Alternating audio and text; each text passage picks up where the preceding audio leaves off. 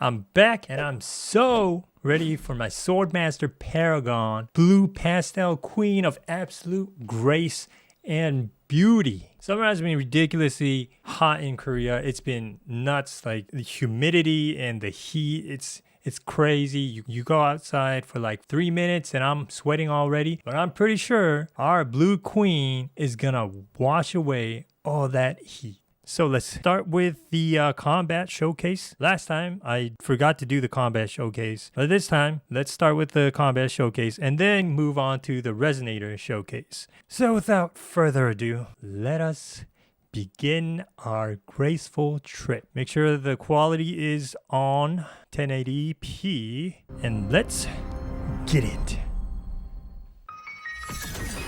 Yeah, okay. Starting off with amazing smooth transition, just graceful scene, sliding and gliding. Qingxiao, been waiting for you.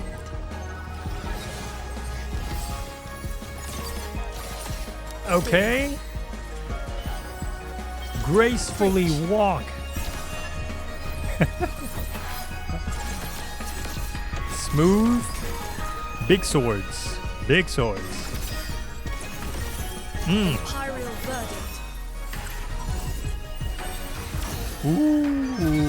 look at that. That scene. Hold on. Look at that. She looks amazing. Look at her silhouette and everything. She is. Ooh, she looking good, guys. One with the sword. Ooh, her eyes change. Did you guys see that? Sorry for pausing so much. Did you guys just... That was an amazing transition right there. Well, not transition, but look at the effects here. That is crazy. As she slices with her movement here, she like swirls around. The sword comes swinging here and it leaves this mark here and it looks like it's bending reality itself, you know, slices it in half diagonally and we can see the little like distortion here a little bit, like it's as if the you know, the trees and everything, the ground, it's like bent a little bit because it's been sliced. That is nice effects.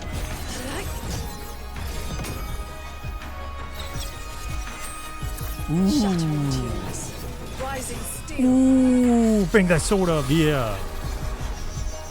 I like how every time she like activates her forte, her eyes glow like Swords. ooh. And the tide as well at the end. That's what happens when you throw in a big sword into an ocean. Oh. Bullying, long time no see. Master.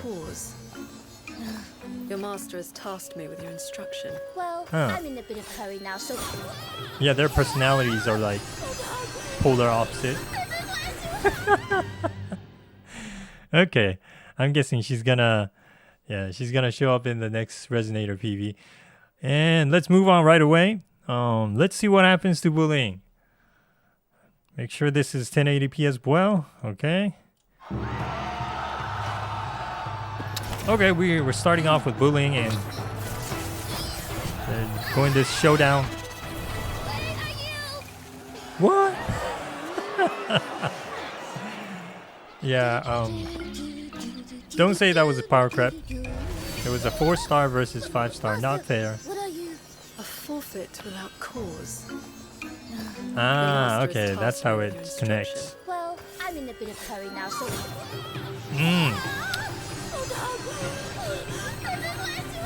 No skipping training days. This is beautiful. Ooh, sorry for pausing, but she just looks amazing. Meditating, you know, oh man. How can someone look this beautiful when they're meditating?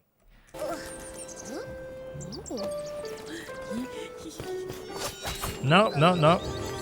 Yep, she knows. Qingxiao the Perfected? I've heard your legend since I was a Perfected. child. May I take a picture with you? You may. Where did that young Taoist go? She's still like all poised, even when she's taking selfies for other people. I like how she always catches her with her sword.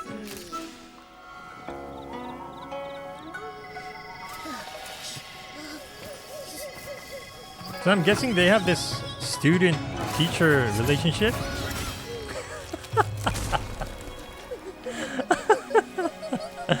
What perfect animation here.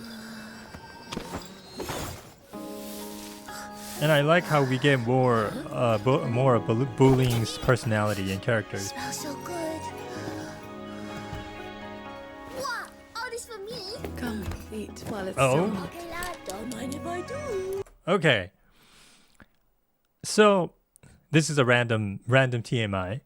So back in my younger 20s days, I actually worked in Indonesia as part of my internship. I had an internship there. So I worked there for a few months, and I noticed that people in Indonesia, they have their own like particular English. So, and every time they speak, I'm pretty sure it's not random, but it sounded random to me, but like they randomly add la at the end of their sentences. So I asked them like, why, like, is there a meaning behind that? And they were like, no, they told me it was just like their way of speaking English. So I guess it's like an accent thing. Like they have their own like native accent. I'm not sure what you would call that, but anyways, yeah. And Bullying here is like speaking in this Indonesian English. I could be wrong. I'm pretty sure maybe Singaporeans have their own way of speaking, and maybe they add la at the end of their sentences as well. I'm not sure, but I just picked that up. So yeah. So good, so good. Why is it all so good? And she does have Your that diet's accent. been lean. It's time you fortify yourself. Fortify So you have yourself. strength to run. Oh, She's so cute. Damn. She doesn't train you lightly, does she? You are ready for the next stage of cultivation. Oh. Hey. Yesterday was the easiest I day. promise I'll never run away again. Master? Master? Master Qingxiao.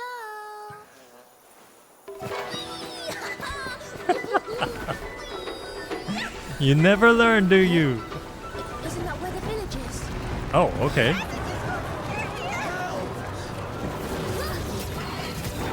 Yep. Many of them. All that training. Going to work. Ooh, yeah. Master! The music.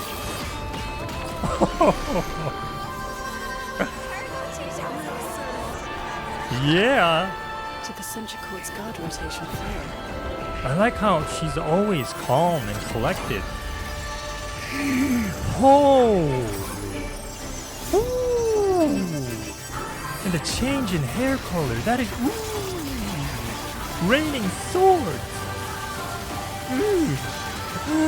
Ooh, this is so freaking epic. Oh. Here you go. Take care now. Thanks, La. Oh. So, Master, are you really the legendary sword transcendent who roams heaven and earth? I am not. But you can fly. Why not take me to other places to have fun? Focus on training. I think it's time you Man, see the world that for that yourself. scene just now left Cultivation me has no speechless. single path. Traveling too can refine the heart. Mm. From this day forth, walk the path that calls to you. What about you, Master?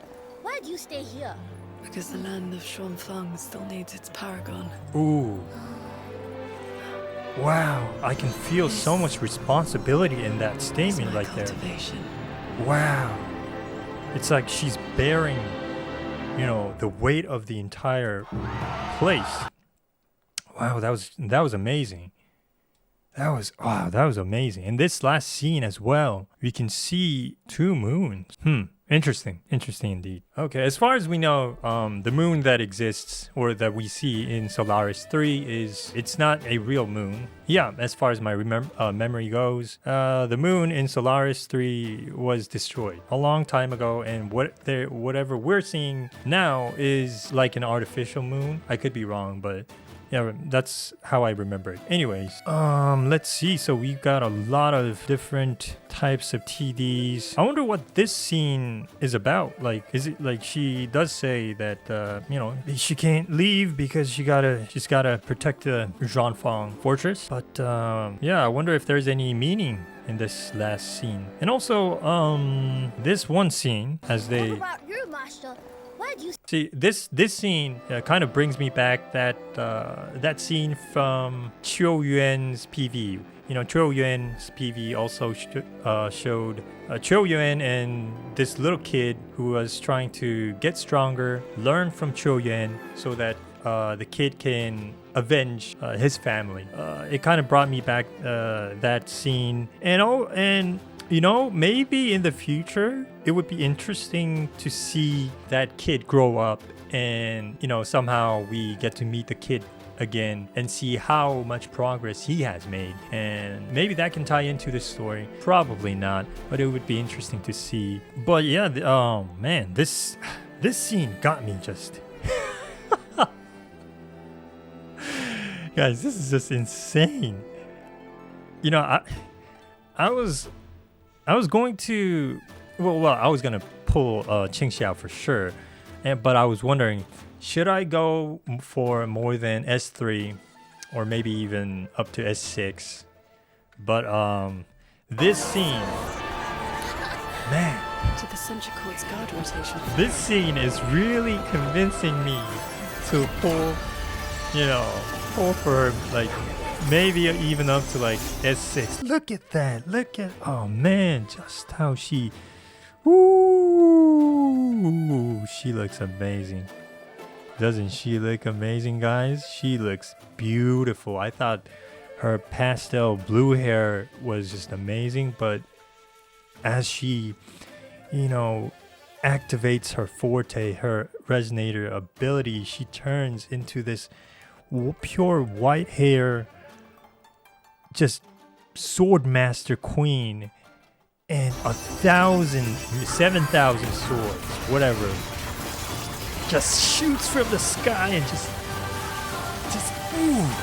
decimates everything in sight, while keeping in this scene too, while keeping everyone safe.